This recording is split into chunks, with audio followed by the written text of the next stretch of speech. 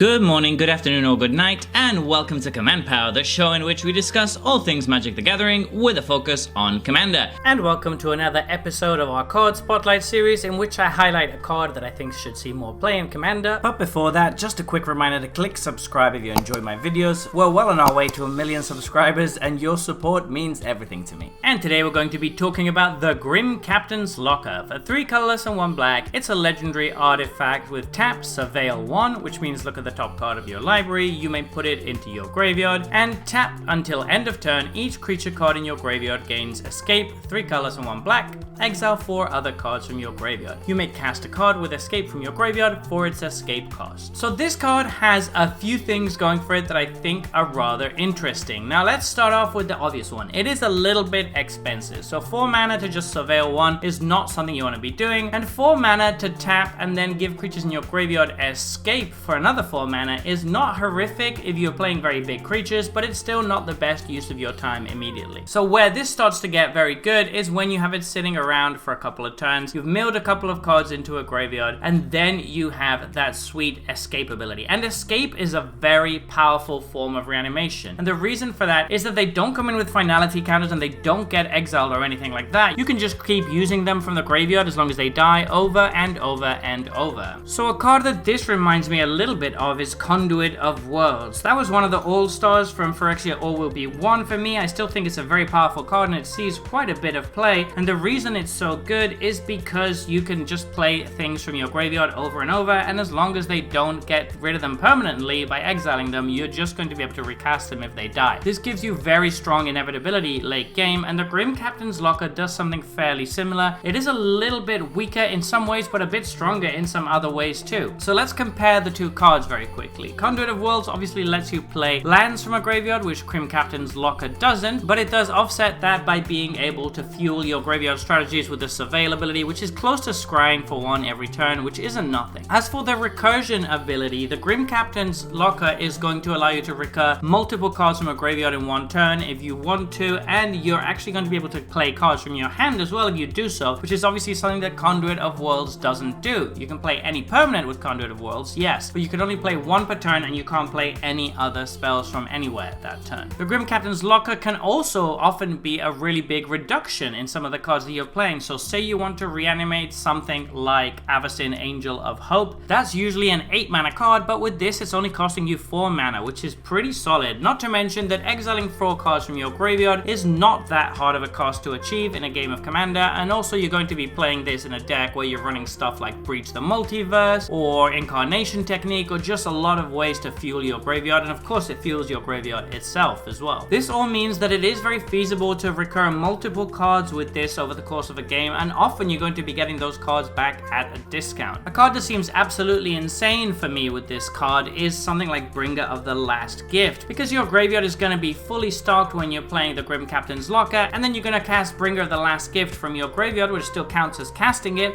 which means you get to bring all of that graveyard back, and everybody's also going to have to sacrifice whatever they had on board. Seems like a very powerful effect, particularly when you consider you can keep looping it if they keep killing the Bringer of the Last Gift or if they keep wiping the board. So I do think that this has a lot of potential. It's definitely a grindy card and it's a bit slow, but it does accrue a lot of value over the course of a long game, and if you're in any sort of fair self-milling strategy, then this becomes very, very powerful. I've been trying it in a couple of decks and it's been working very well, so I do recommend you give it a try, particularly since it's very, very cheap. So there you have it. Those have been my thoughts on this new spoiler. What do you think about this card? Please let me know in the comment section below. I read all comments and respond to all of them too. And if you enjoyed this video, don't forget to click like or subscribe. It really helps the channel. And until next time, take care.